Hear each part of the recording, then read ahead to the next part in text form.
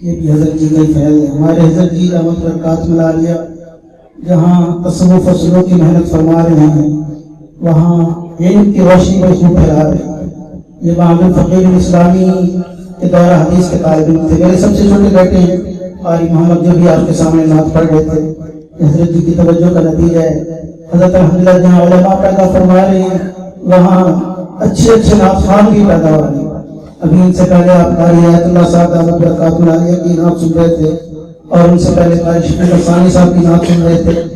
حضرت دامت برکاتہ العالیہ نے ہر محاذ پر محنت فرمائی ہے. لوگ تو یہ سمجھتے ہیں صرف تصوف و سلوک پر محنت ہو رہی ہے.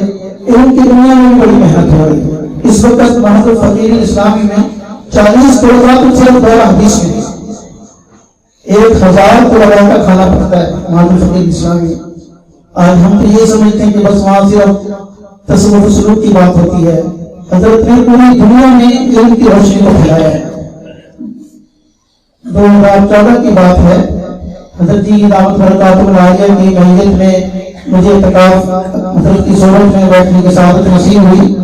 تو وہاں اس وقت ایک مستوعات کے مدرسے کا پروگرام تھا. تو اس وقت بتایا گیا کہ اس سال جو حضرت جی کے معامل فقیر اسلامی کے تحت جو میڈیکل کی طالبات نے امتحان دیا 14,000 ہے. تو طلباء کا اور علماء کا اس کے علاوہ حسابات خود لگا. اتنی محنت ہو رہی ہے میرے دوستوں. تو اس لیے ہمیں بھی چاہیے کہ ہم بھی حضرت جی کی صحبت سے فائدہ اٹھائیں. اللہ رب العالمین ہمیں ان کی مدد کرنے کی توفیق نصیب فرمائے.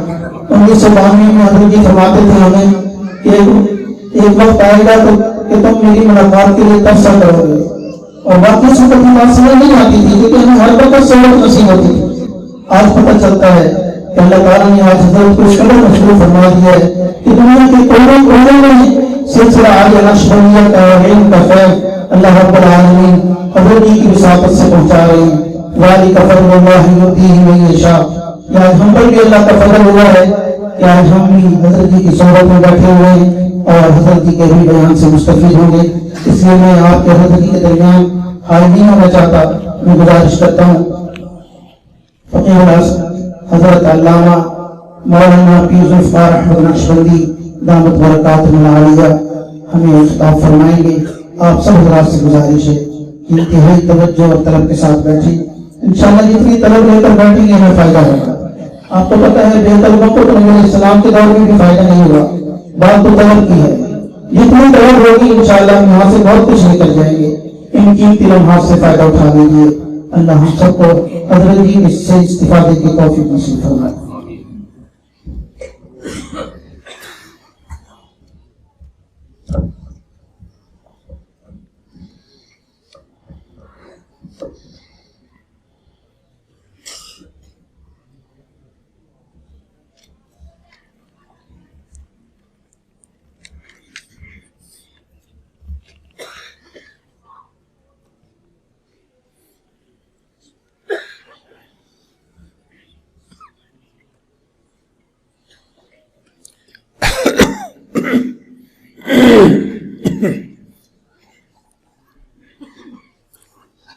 الحمد للہ وکفا وسلام علی عبادہ الذین اصطفیٰ اما بعد. اعوذ باللہ من الشیطان الرجیم. بسم اللہ الرحمن الرحیم. وَأَمَّا مَا يَنْفَعُ النَّاسَ فَيَمْكُثُ فِي الْأَرْضِ. سبحان ربک رب العزۃ عما یصفون وسلام علی المرسلین والحمد للہ رب العالمین. اللہم صلی علی سیدنا محمد وعلی آل سیدنا محمد وبارک وسلم. اللہ کے محبوب صلی اللہ علیہ وسلم جب دنیا میں تشریف لائے تو آپ نے صحابہ کرام کو بہترین اخلاق کی تعلیم عطا فرمائی. اتنی اچھی تربیت فرمائی کہ اللہ نے قرآن مجید میں ان کی تعریفیں کی. نبی آتے رہے آخر میں نبیوں کے امام آئے. نبی آتے رہے آخر میں نبیوں کے امام آئے.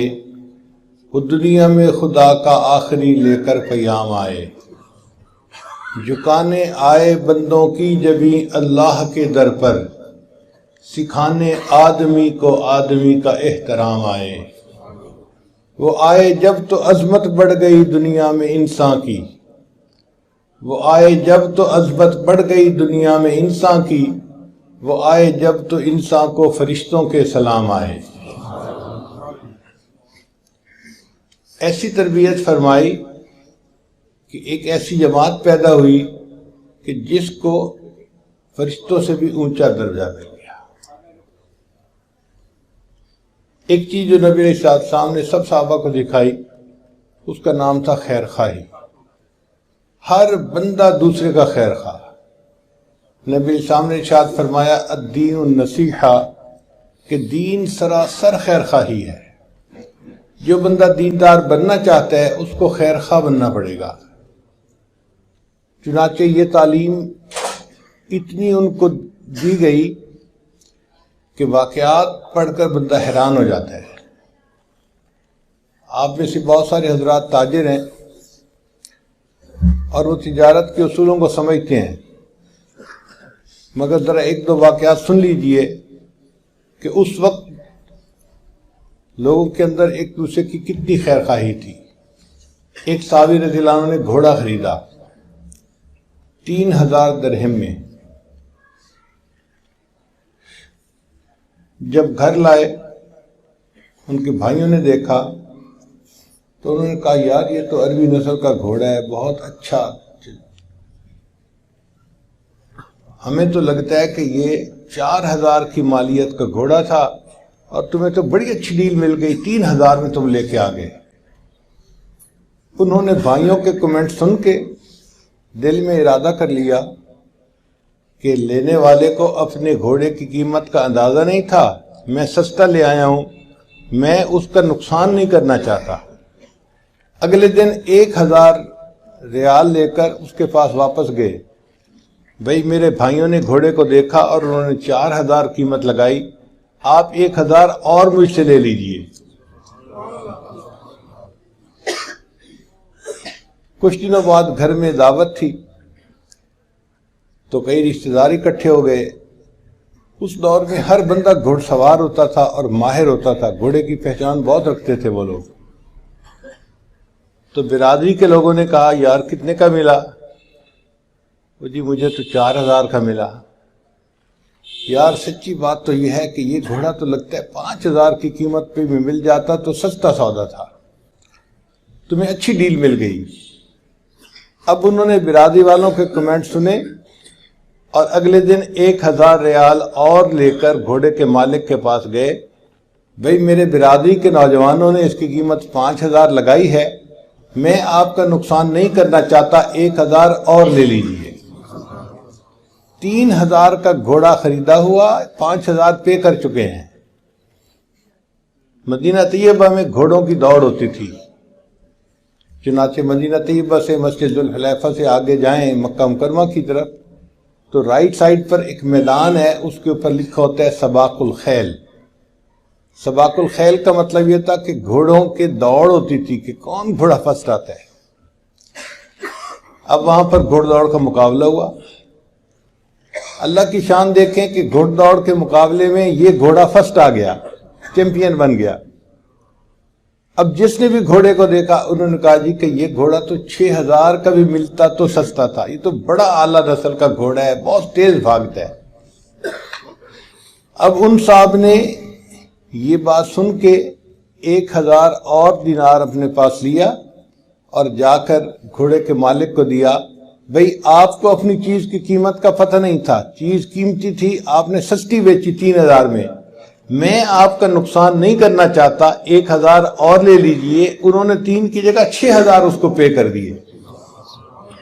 کبھی آپ نے سوچا کہ کوئی ایسا بھی سودا ہو سکتا ہے کہ بیچنے والا 3000 میں بیچے اور خریدنے والا 3000 دینے کے بعد 3000 اور دے کہ میں آپ کا نقصان نہیں کرنا چاہتا؟ چنانچہ کتابوں میں لکھا ہے کہ عمر لانو کے دور میں ایک صاحب نے زمین بیچی اور دوسرے نے زمین خریدی۔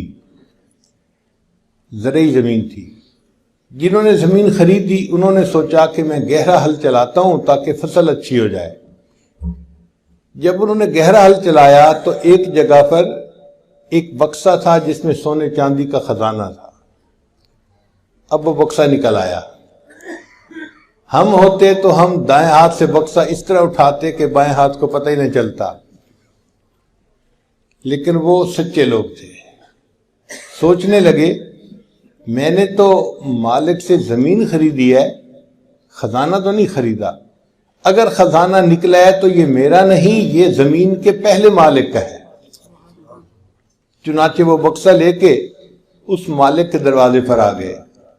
میں نے آپ کو زمین کی قیمت دی تھی اور زمین میں سے یہ خزانہ سونے چاندی کا نکلا، یہ تو بہت مالیت ہے، قیمتی ہے، یہ میرا نہیں، یہ آپ کا ہے. اس نے کہا سبحان اللہ، جب میں نے زمین بیچ دی اب زمین سے جو فائدہ نکلے گا وہ تمہارا ہوگا، تو میں تو میاں فارغ ہو چکا، دے چکا. اب اگر فائدہ نکلا ہے تو یہ خزانہ تمہارا ہے، میرا نہیں. لو جی آپس میں اختلاف رائے ہو گیا. تو قاضی کی عدالت میں مقدمہ آیا. ایک کہتا تھا جی میرا حق نہیں، دوسرے کا حق ہے. وہ کہتا تھا نا جی نہ میرا حق نہیں، اس کا حق ہے. اب فیصلہ کون کرے؟ قاضی صاحب کے پاس آ گئے.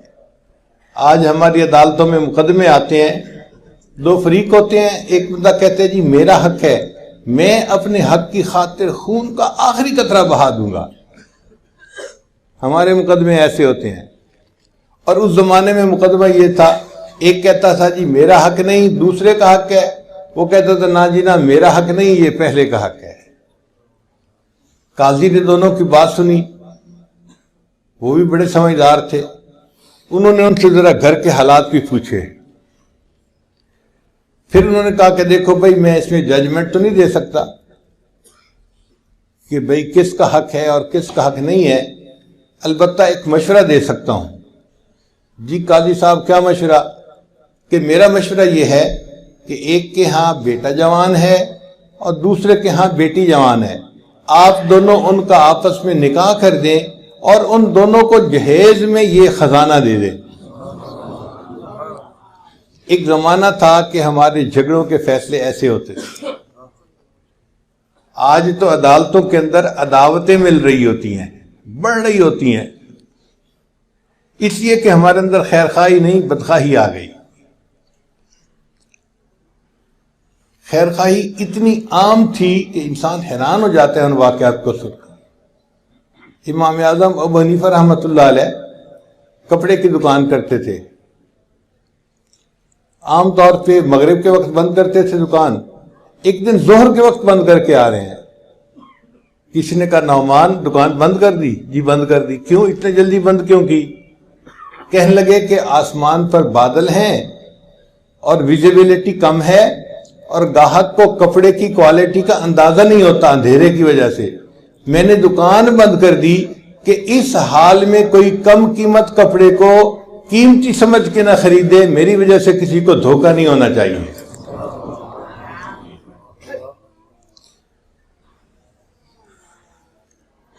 جس بندے کے حالات زندگی کو پڑھے، خیر خواہی ہر بندہ خیر خواہ دوسرے کا. چنانچہ ایک بزرگ تھے، ان کا نام تھا ابو الحسن نوری رحمۃ اللہ علیہ. ایک مرتبہ انہوں نے کوئی فتویٰ دے دیا جو بادشاہ وقت کے مزاج کے خلاف تھا. تو بادشاہ اور حاکم تو بادشاہ ہی ہوتے ہیں. بادشاہ نے حکم دیا پولیس کو کہ ان 3 بندوں کو پکڑا جائے اور میرے سامنے لایا جائے اور میں ان کو شیر کے سامنے ڈال دوں گا. اس زمانے کی سزاؤں میں جیسے ہوتا ہے نا پھانسی لگانا، ایک سزا یہ بھی ہوتی تھی کہ بندے کو کھڑا کر کے اس کے اوپر بھوکا شیر چھوڑ دیا جاتا تھا، تو شیر اس بندے کو کھا لیتا تھا، مار دیتا تھا. تو بادشاہ نے کہا کہ ان کو میں قتل کروانا چاہتا ہوں، ان کو میرے سامنے قتل کیا جائے گا. پولیس نے 3 بندوں کو پکڑ لیا. جب بادشاہ سلامت آئے تو انہوں نے دیکھا کہ ابو الحسن نوری آگے کھڑے ہیں اور باقی 2 علماء اس کے پیچھے کھڑے ہیں. بادشاہ کے دل میں ابو الحسن نوری کے بارے میں عقیدت بھی تھی، وہ ان کو بزرگ سمجھتا تھا. اب اس نے سوچا کہ میں کسی طرح ابوالحسن نوری کو تو بچا لوں اور باقی لوگ قتل کروا دوں گا، لیکن ابوالحسن نوری پہلے کھڑے ہیں۔ اس نے کہا اچھا یار یہ جگہ اچھی نہیں ہے، جلاد کو کہا کہ ان کو دوسری جگہ کھڑا کرو۔ جب دوسری جگہ کھڑا کیا تو ابوالحسن نوری پھر سب سے آگے۔ اس نے پھر کہا یہ جگہ بھی اچھی نہیں ہے، فلاں جگہ لے کے آؤ ان کو۔ مقصد یہ تھا کہ جب ترتیب بدلے گی تو کوئی اور آگے آئے گا، میں اس کو قتل کروا دوں گا اور ابوالحسن نوری کو معاف کر دوں گا۔ لیکن ابوالحسن نوری پھر تیسری جگہ پہ بھی آگے، تو بادشاہ بڑا حیران۔ اس نے ان کو بلا کے کہا ابوالحسن نوری کیا مسئلہ ہے کہ 3-4 جگہ پہ میں نے کھڑا کیا، ہر جگہ تم ہی آگے کھڑے ہوئے، یہ اتفاقاً ہو گیا یا ارادتاً تم نے ایسے کیا؟ ان کا جی میں نے ارادتاً سب سے آگے کھڑا ہوا۔ بادشاہ نے کہا آپ کو پتہ ہے کہ میں نے قتل کروانا تھا؟ ان کا ہاں مجھے پتہ ہے کہ آپ نے قتل کروانا تھا، میں سب سے آگے کھڑا ہوا۔ اس نے کہا اس کی وجہ کیا آگے کھڑے ہونے کی؟ تو ابوالحسن نوری نے جواب دیا میں اس لیے آگے کھڑا ہوا کہ آپ جتنی دیر مجھے قتل کرنے میں لگائیں گے میرے باقی 2 علماء کو اتنا دیر اور زندہ رہنے کا موقع مل جائے گا۔ جتنی دیر مجھے قتل کرنے میں لگے گی اتنی دیر دوسرے علماء کو اور زندہ رہنے کا موقع مل جائے گا۔ اتنی خیر خواہی ہوتی تھی۔ اللہ اکبر کبیرہ۔ جن دنوں میں بغداد مسلمانوں کا مرکز تھا تو کافروں نے ایک بندے کو بھیجا کہ جاؤ اور مسلمانوں کے ماحول معاشرے میں جا کر دیکھو کہ کون سی خاص چیز ہے کہ یہ مسلمان دنیا میں فاتح بنتے جا رہے ہیں، جہاں جاتے ہیں فتح ان کے قدم چومتی ہے۔ تو وہ CID کا بندہ آیا بغداد شہر میں، اس کو بھوک لگی ہوئی تھی۔ اس نے سوچا کہ میں چلو ریسٹورنٹ پہ کھانا کھا لیتا ہوں، تو ایک جگہ وہ ریسٹورنٹ پہ بیٹھا کہ میں کھانا کھاتا ہوں۔ اس نے آرڈر دیا چپلی کباب کا، فرض کرو۔ اب وہ جب کھانا کھا رہے ہیں نا تو اس نے دیکھا کہ قریب ایک اور بندہ بھی بیٹھا ہے دوسرے ٹیبل پہ اور وہ بار بار اس کو دیکھ رہا ہے۔ اس نے دل میں سوچا میں چونکہ دوسرے ملک کا بندہ ہوں، یہ مجھے بار بار دیکھ کے پہچاننے کی کوشش کر رہا ہے کہ یہ کون ہے۔ خیر وہ دوسرے بندے نے کھانا کھا لیا اور اٹھ کے چلا گیا۔ تھوڑی دیر کے بعد اس بندے نے کھانا مکمل کیا تو اس نے سوچا کہ میں جاتا ہوں اور جو کاؤنٹر پہ بندہ ہے اس کو میں پیمنٹ کرتا ہوں۔ تو کاؤنٹر پہ جا کے اس نے کہا بھائی میں نے کھانا کھا لی، اب مجھے بتائیں کہ میں نے کتنے پیسوں کی پیمنٹ کرنی ہے۔ اس نے کہا جناب آپ کے پیسوں کی تو پیمنٹ ہو چکی۔ اس نے کہا وہ کیسے؟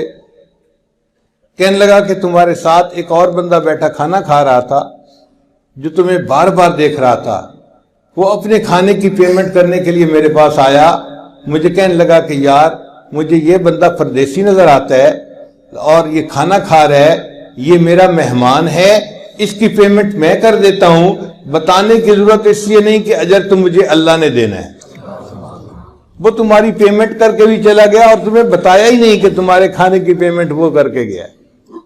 وہ بڑا حیران ہوا، اچھا یہ مسلمان اتنے ایک دوسرے کا خیال رکھنے والے ہوتے ہیں۔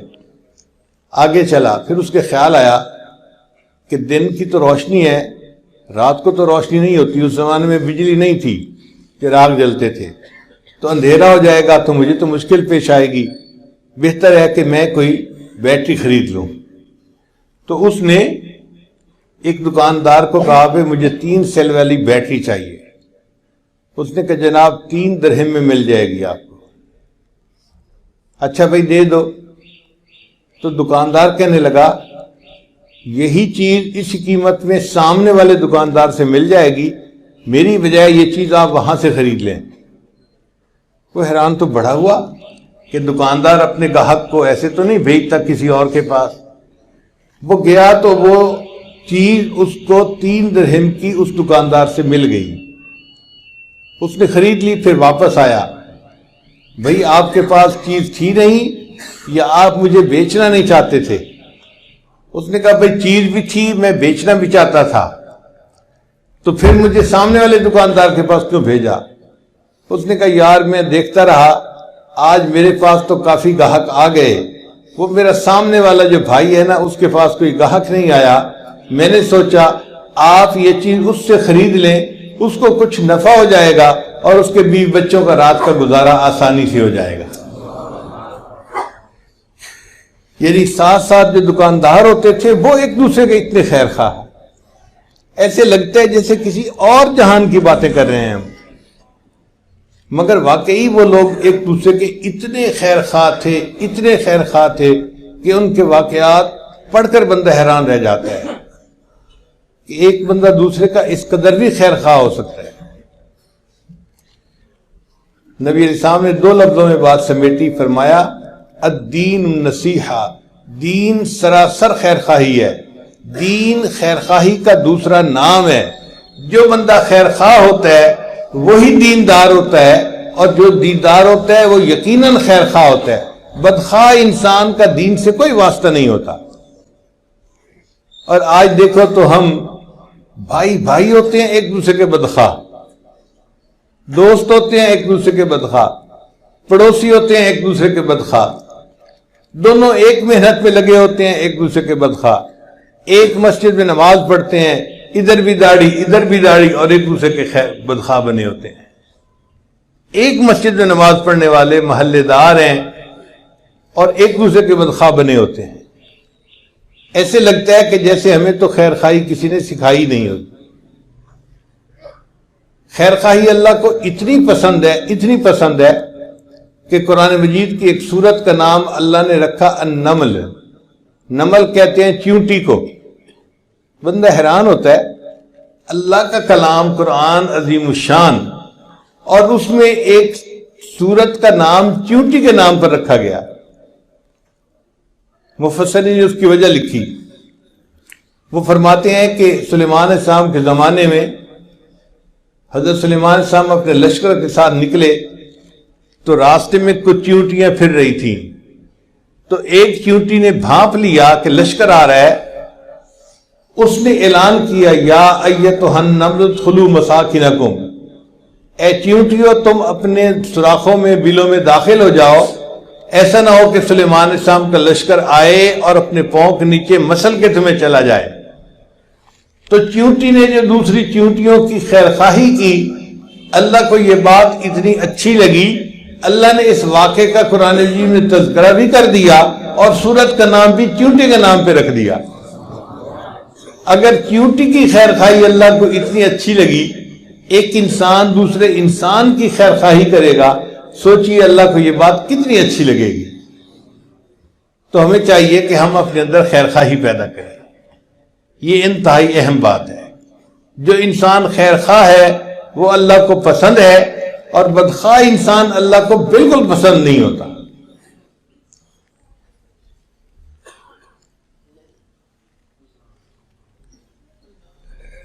بعض لوگوں میں فطرتاً خیر خواہی ہوتی ہے، اللہ نے ان کی فطرت ہی ایسی بنائی ہوتی ہے، وہ ہر کسی کی خیر خواہی کرتے ہیں، ہر کسی کا بھلا۔ ایسے لوگ اللہ کے ولی ہوتے ہیں اور اللہ ان کو پسند فرماتے ہیں۔ بعض مرتبہ کافروں میں بھی یہ صفت ہوتی ہے، یہ نہیں کہ صرف مسلمانوں میں ہوتی ہے، کافروں کے اندر بھی فطری طور پر بعض صفات ہوتی ہیں، سخاوت کی صفت، دوسروں کے ساتھ ہمدردی کی صفت ان میں بھی ہوتی ہے، ہوتے ایمان سے خالی ہیں مگر ایسی انسانی صفات ان کے اندر ہوتی ہیں۔ چنانچہ میں آپ کو ایک واقعہ سناؤں، ذرا توجہ کے ساتھ سنیے گا۔ ایک امریکن عورت تھی جو میونسپل کمیٹی کی چیئرمین تھی۔ اب میونسپل کمیٹی کا چیئرمین ہونا ایک بڑی پوسٹ ہے، بڑی اس کی تنخواہ تھی، اور وہ امیر عورت ایک بڑی کوٹھی میں رہتی تھی۔ اللہ کی شان دیکھیں کہ اس کی ریٹائرمنٹ ہوئی تو اس کو $5 لاکھ بینیفٹ ملا اپنی نوکری کا، تو $5 لاکھ اس کے اکاؤنٹ میں آ گئے۔ اب وہ اپنی ریٹائرمنٹ لائف گزار رہی تھی۔ ایک جگہ میاں بیوی جا رہے تھے، کار کا ایکسیڈنٹ ہوا تو خاوند فوت ہو گیا۔ اب اس کے بعد وہ عورت اکیلی زندگی گزار رہی تھی اپنے گھر میں۔ اس کو کسی دوسرے شہر میں کام پڑا، اس نے سوچا کہ میں چلی جاتی ہوں اور کام کروا کے واپس آ جاؤں گی. اس نے اپنی گاڑی نکالی, بڑی گاڑی تھی 4x4, اور ڈرائیو کر کے وہ دوسرے شہر گئی. جب واپس آ رہی تھی نا تو راستے میں ایک جگہ اس کی گاڑی کا ٹائر پنکچر ہو گیا اور اس کو گاڑی روکنی پڑی. اب اس نے نیچے اتر کے دیکھا تو بڑی گاڑیوں کے ٹائر بہت وزنی ہوتے ہیں, عورت ذات کمزور ہوتی ہے, اس کے لیے اکیلا اس کو بدلنا مشکل ہوتا ہے. اب وہ عورت بڑی پریشان, جگہ بھی ایسی تھی کہ جہاں پر وہ پولیس کو نہیں بلا سکتی تھی مدد کے لیے. اب وہ سڑک کے کنارے کھڑی ہے اور ہاتھ دے رہی ہے کہ کوئی رکے اور میری ہیلپ کرے. وہ دن کے 10-11 بجے کا وقت تھا, لوگ اپنے اپنے کاموں میں مصروف تھے, کوئی رکنے کو تیار نہیں تھا. گاڑیاں آتی تھی قریب سے گزر جاتی تھی, آتی تھی قریب سے گزر جاتی. 1 گھنٹہ دھوپ پہ کھڑے رہنے سے اس کی حالت بہت خراب ہو گئی, پسینے پسینے, اور وہ پریشان کھڑی ہے کہ پتہ نہیں میں اس مصیبت سے کیسے نجات پاؤں گی, کون میری مدد کرے گا. اچانک ایک نوجوان لڑکا تھا, اس نے گاڑی روکی اور پوچھا کہ آپ یہاں کیوں کھڑی ہیں. اس نے کہا بھائی میں نے اپنی گاڑی کا ٹائر بدلنے اور مجھے ہیلپ کی ضرورت ہے. اس بچے نے گاڑی سائڈ پہ لگائی اور آ کے گاڑی کو دیکھا, ٹائر کو دیکھا, اور جب اس عورت کو دیکھا نا کہ اس کو پسینہ آیا ہوا ہے اور کپڑے اس کے بھیگے ہوئے ہیں جیسے کوئی نہایا ہوا ہوتا ہے, تو اس کو محسوس ہوا کہ یہ عورت تکلیف میں ہے. اس نے اس عورت کو کہا کہ دیکھیں میں نوجوان ہوں, میں اکیلا یہ ٹائر چینج کر سکتا ہوں, آپ فکر نہ کریں, آپ اتنی دیر دھوپ پہ نہ کھڑی ہوں, آپ میری گاڑی کے اندر جا کر بیٹھ جائیں, ایئر کنڈیشن چل رہا ہے تو میں گاڑی کا ٹائر بدل دیتا ہوں. اب یہ عورت جب اس کی گاڑی میں آ کر اگلی سیٹ پر بیٹھی نا اور اس کو ایئر کنڈیشنر کی ٹھنڈی ٹھنڈی ہوا لگی تو اب اس کے ذرا ہوش اور ٹھکانے آئے. اب یہ دیکھ رہی ہے ونڈ سکرین میں سے کہ وہ لڑکا گاڑی کا ٹائر چینج کر رہا ہے. اس کے ذہن میں خیال آیا کہ یہ کتنا اچھا لڑکا ہے کہ جس نے میری گاڑی کے ٹائر کو چینج کرنے کے لیے گاڑی روکی. اگر میں اس کو $500 ہدیہ دے دوں, گفٹ دے دوں, تو کوئی مشکل تو بات نہیں ہے میرے لیے. میرے اکاؤنٹ میں تو $5 لاکھ پڑے ہوئے ہیں. تو اس نے $500 اپنے پرس میں سے نکال کے نہ علیحدہ کر لیے کہ جب یہ گاڑی کا ٹائر چینج کرے گا نا تو میں اس کو $500 گفٹ دے دوں گی.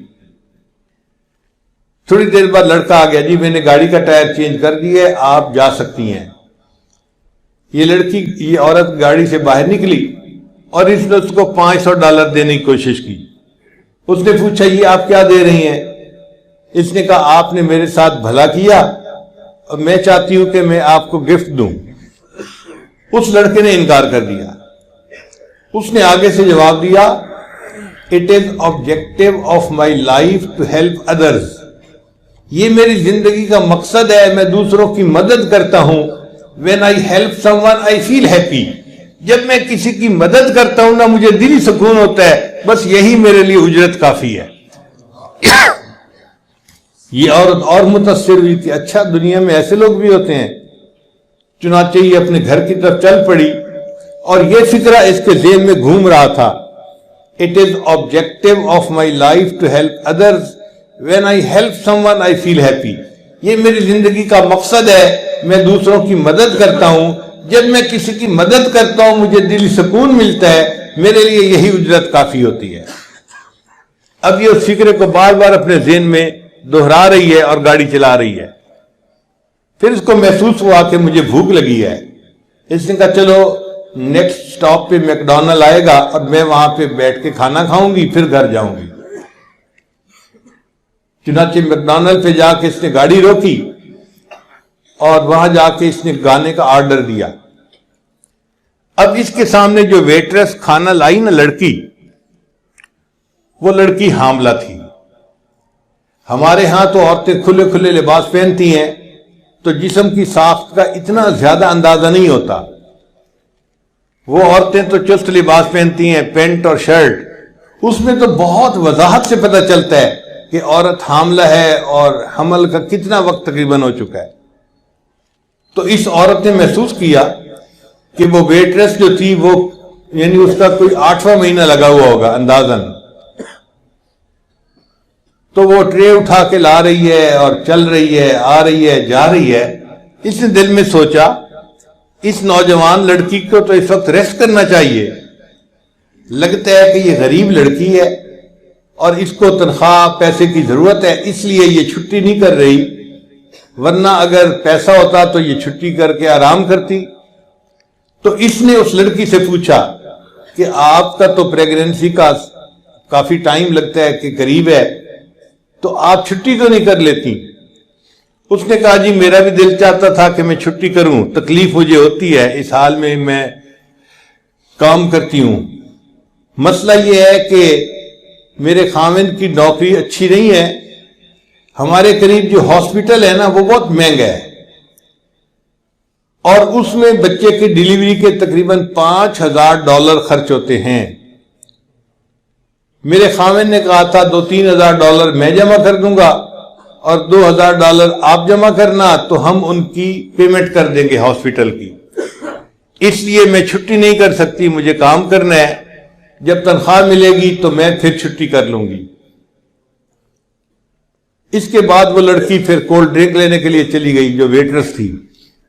اس نے دل میں سوچا کہ یہ لڑکی ضرورت مند ہے، اگر اس کو میں $5,000 دے بھی دوں تو میرے $5,00,000 کو تو پتہ ہی نہیں چلنا، ہلنا ہی نہیں میرے اکاؤنٹ نے، اور یہ لڑکی پریشانی سے بچ جائے گی، تو بہتر ہے میں اس کی ہیلپ کر دیتی ہوں. اب اس عورت نے اپنے چیک بک نکالی اور $5,000 کا ایک چیک لکھا اور اس کے ساتھ ایک چٹ لکھی اور ایک لفافے میں ڈال کے اس کو بند کر دیا، اور اس ویٹرس کو کہا کہ یہ کھانے کی ٹپ ہے. ٹپ کہتے ہیں کہ کھانے کے بعد خوشی کے طور پہ انسان خادم کو کچھ انعام دے دے، اس کو ٹپ کہتے ہیں. یہ پوری دنیا میں چلتی ہے. تو اس نے اس کو ٹپ دی اور کہا کہ شرط یہ ہے کہ تم اس لیٹر کو یہاں نہیں کھولو گی، گھر جا کے کھولو گی. اس لڑکی نے وہ لے لیا لفافہ اور اپنی پینٹ کی جیب میں ڈال لیا. اب یہ نوجوان ویٹرس جب اپنے گھر گئی تو اس کا خاوند دوسرے شہر کام کے لیے گیا ہوا تھا، دفتر کے واپس آ چکا تھا. اب میاں بیوی دونوں نے مل کے کھانا کھایا. کھانے کے دوران باتیں چلی تو میاں بیوی نے ایک دوسرے سے ڈسکس کیا. تو خاوند نے پوچھا کہ اب تو وقت قریب ہے، کیا تم نے پیسوں کی ارینجمنٹ کر لی؟ تو بیوی نے کہا ہاں مجھے تنخواہ مل جائے گی تو پیسے ہو جائیں گے. اور ساتھ ہی اس نے یہ بھی کہا کہ آج ایک عورت کھانا کھانے آئی تھی اور اس نے مجھے ٹپ بھی دی. بھئی کتنے پیسے دیے؟ اس نے کہا میں نے دیکھا نہیں، اس نے کہا تھا گھر جا کے لفافہ کھولنا. خاوند نے کہا اچھا لفافہ لے کے آؤ. وہ اپنی پینٹ کی جیب سے لفافہ نکال کے لے گئی اور خاوند کو پکڑا دیا. لو جی اس کے خاوند نے جب لفافہ کھولا اس کے اندر $5,000 کا چیک لکھا ہوا تھا اور ساتھ چٹ لکھی ہوئی تھی. اور چٹ کے اوپر کیا لکھا ہوا تھا؟ It is objective of my life to help others. When I help someone I feel happy. اس عورت نے یہی فکرہ لکھا ہوا تھا. اور یہ نوجوان وہی نوجوان تھا جس نے اس عورت کی گاڑی کا ٹائر چینج کیا تھا. اس نوجوان نے عورت کا بھلا کیا، اللہ نے اس عورت کے ذریعے اس کی بیوی کا بھلا کروا دیا. کر بھلا ہو بھلا انت بھلے کا بھلا. اس کو کہتے ہیں what goes around comes around. جو انسان کرتا ہے وہ پا لیتا ہے. جیسی کرنی ویسی بھرنی. عربی میں کہتے ہیں کما تدین و تدان. جو انسان کرتا ہے ویسا اس کے ساتھ ہوتا ہے. اگر بھلا کرے گا اللہ اس کے ساتھ بھلا کریں گے، اگر یہ دوسروں کے ساتھ برا کرے گا اس کے ساتھ بھی برا ہوگا. اس لیے جو دوسروں کے لیے گڑھا کھودتا ہے اکثر دیکھا گیا کہ وہ خود اسی گڑھے میں خود گر جاتا ہے. تو ہمیں چاہیے کہ ہم اپنے اندر خیر خواہی کی صفت پیدا کریں اور نیت کر لیں کہ ہم نے ہر کسی کی خیر خواہی کرنی ہے، اپنے کی بھی پرائے کی بھی، دوست کی بھی دشمن کی بھی، ہر کسی کی خیر خواہی کرنی ہے. چنانچہ علی حجویری رحمۃ اللہ علیہ، جنہیں داتا گنج بخش کہتے ہیں لوگ، ان کے بارے میں آتا ہے کہ ایک مرتبہ وہ کشتی میں سفر کر رہے تھے. جو باقی لوگ تھے نا وہ ان کے بارے میں مذاق بیٹھے کر رہے تھے. لوگ دیکھتے ہیں کسی فقیر بندے کو، نیک بندے کو، تو آپس میں نا مذاق کرنا شروع کر دیتے ہیں. تو لوگ مذاق کر رہے تھے، ہنستے تھے، باتیں کرتے تھے، ہنستے تھے، اور یہ اللہ کا بندہ بس خاموشی سے سر جھکائے بیٹھے اللہ کو یاد کر رہے تھے. اب آپ دیکھیے کہ جب ان لوگوں نے بہت بدتمیزی کی نا ہنسی مذاق میں، تو اللہ رب العزت نے الہام فرمایا کہ میرے بندے، یہ آپ کے ساتھ اتنی بدتمیزی سے پیش آ رہے ہیں اور آپ خاموشی سے بیٹھے میری یاد میں لگے ہوئے ہیں، اگر آپ کہیں تو میں کشتی کو الٹ دوں تاکہ یہ سارے کے سارے بندے پانی میں ڈوب جائیں. تو کہتے ہیں کہ جیسے ہی الہام ہوا نا کہ اے میرے بندے اگر تو کہے تو میں کشتی کو الٹ دوں، تو انہوں نے فوراً دعا کے لیے ہاتھ اٹھائے اور دعا مانگی، اے اللہ اگر آپ الٹنا ہی چاہتے ہیں تو کشتی کو الٹنے کی بجائے ان کے دلوں کی کشتی کو الٹ دیجیے. اللہ نے دعا قبول کر لی. کہتے ہیں کہ کشتی میں جتنے لوگ تھے مرد عورت، ان کو موت آنے سے پہلے اللہ نے سب کو ولایت کا مقام عطا فرما دیا. تو دشمنوں کے لیے بھی دعا کرتے تھے، اپنوں کے لیے تو کرتے ہی ہیں، دشمنوں کے لیے بھی دعا کرتے تھے. یہ خیر خواہی اللہ نے ان سب کو عطا فرمائی. امام اعظم ابو حنیفہ رحمۃ اللہ علیہ کا ایک مخالف بستی میں داخل ہو جاؤں گا. وہ بڑا حیران ہوا، اچھا، کہنے لگا کہ اچھا آپ اخلاق والے ہیں. امام صاحب نے پھر اس کو بات کا جواب دیا، فرمایا کہ دیکھو تم نے جو باتیں کی ہیں نا، مجھے ان سب کے جواب آتے ہیں، اور میں اگر چاہوں تو میں تمہیں ایسے جواب دوں گا کہ تم چپ ہو جاؤ گے، تمہیں بات نہیں کرنی آئے گی میرے سامنے، مگر میں تمہیں ان باتوں کا جواب نہیں دیتا. اور اگر میں بستی کے لوگوں کو بتا دوں کہ تم نے میرے ساتھ ایسی بدتمیزی کی تو یہ لوگ تمہیں ذکر کی ہیں، میرا دل دکھا ہے. اور اگر قیامت کے دن اللہ کی بارگاہ میں مقدمہ کروں گا، یا اللہ اس بندے نے مجھے ایسی ایسی باتیں کی تھیں، تو اللہ مجھے بدلہ دلوائیں گے، تیری نیکیاں مجھے مل جائیں گی، مگر میں ایسا بھی نہیں کروں گا. اس نے کہا پھر کیا کریں گے؟ کہنے لگے کہ وعدہ کرتا ہوں اگر اللہ نے قیامت کے دن مجھ پر فضل فرمایا اور مجھے جنت میں جانے کا حکم دیا تو میں وعدہ کرتا ہوں کہ تمہیں سانس لیے بغیر جنت میں نہیں جاؤں گا.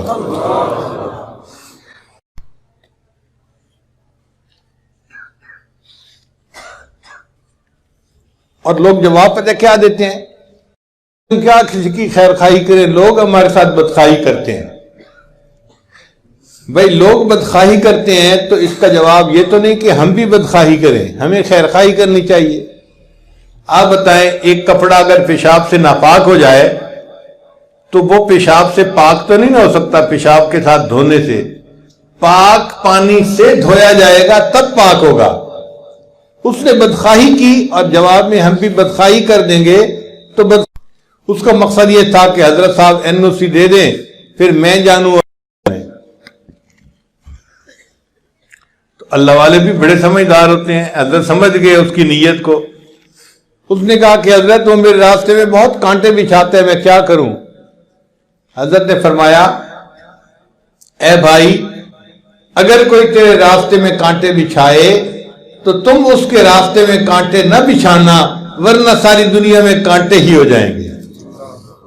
اگر کوئی تیرے راستے میں کانٹے بچھائے تو تم اس کے تو چاندی کے سکے جب ہاتھوں میں زیادہ چلتے تھے نا تو اوپر ذرا خراب ہو جاتا تھا، گھس جاتا تھا، تو دکاندار کہتا تھا یہ سکہ کھوٹا ہے، واپس کر دیتا تھا. ہمارے اپنے ساتھ کئی مرتبہ ایسا ہوا، ہم دکاندار کے پاس پیسے لے کر گئے، اس نے کہا بھائی یہ جو اٹھنی ہے نا یہ کھوٹی ہے، واپس کر دیتا تھا. ذرا پڑھنا مشکل ہوتا تھا اس کا. ان کی عادت عجیب تھی عثمان خیر آبادی رحمت اللہ علیہ کی. ان کے پاس کوئی ایسا کھوٹا سکہ لے کے آتا تو وہ چارپائی پر لیٹے ہوئے تھے، اچانک انہیں محسوس ہوا کہ بس آخری وقت قریب ہے. جیسے جن کو دل کا اٹیک ہوتا ہے نا, ان کو پہلے سے اندازہ ہو جاتا ہے کہ میرے اوپر اٹیک کا وقت آنے والا ہے. ان کا بھی یہی حال. جب ان کو محسوس ہوا نا کہ اٹیک ہونے والا ہے تو لیٹے ہوئے تھے, اٹھ کے بیٹھ گئے اور انہوں نے یہ دعا مانگی, یا اللہ میں ساری زندگی تیرے بندوں سے کھوٹے پیسوں کو وصول کرتا رہا, اللہ تو بھی میرے کھوٹے عملوں کو قبول فرما لے. خیر خواہی کروں گا, پھر اس کے بدلے اللہ مجھ پر رحمت کی نظر آئیں گے. اگر مکھی کی پیاس کا خیال کرنے پر امام غزالی کی مغفرت ہو گئی, ہم کسی انسان کی پیاس کا خیال کریں, کسی غریب کا, کسی کمزور کا, کسی بیمار کا, اور اس کے ساتھ خیر خواہی سے پیش آئیں, اللہ ہمارے. ہم اپنی پنجابی زبان میں اس کو کال کڑچھی کہتے ہیں. تو وہ کہتے ہیں کہ اگر ذکر کرنے سے رب ملتا, اس کو رب مل جاتا, وہ تو ساری رات اللہ کا ذکر کرتی رہتی ہے. یہ ناتیاں دھوتے ہیں رب ملدا تے ملدا کنبیاں مچھیاں نو, یہ ذکر کیتے ہیں رب ملدا تے ملدا کال کڑچیاں نو, یہ سر منایا رب ملدا تے ملدا بھیڑاں سسیاں نو. سسی کی بھیڑ ایک شیپ ہے, ایک بھیڑ ہوتی ہے, اس کے سر کے بال چھوٹے چھوٹے ہوتے ہیں اور باقی جسم پر بال لمبے لمبے ہوتے ہیں. وہ آخر پر آ کر کہتے ہیں کہ رب ملدا تے ملدا نیتا اچھیاں نو. اگر رب ملتا ہے تو ملتے ہیں جن کی نیتیں اچھی ہوتی ہیں, بدنیت انسان کو کبھی رب نہیں مل سکتا. ہم اگر چاہتے ہیں کہ ہمیں اللہ مل جائے تو ہمیں اپنی نیتوں کو صاف کرنا پڑے گا. جو دل میں کینہ ہے, حسد ہے, بغض ہے, دوسروں کے بارے میں, وہ نکالنا پڑے گا, اور ہر ایک کی خیر خواہی دل میں رکھنی پڑے گی. تب ہمیں اللہ کا قرب ملے گا اور اللہ کی رضا نصیب ہوگی.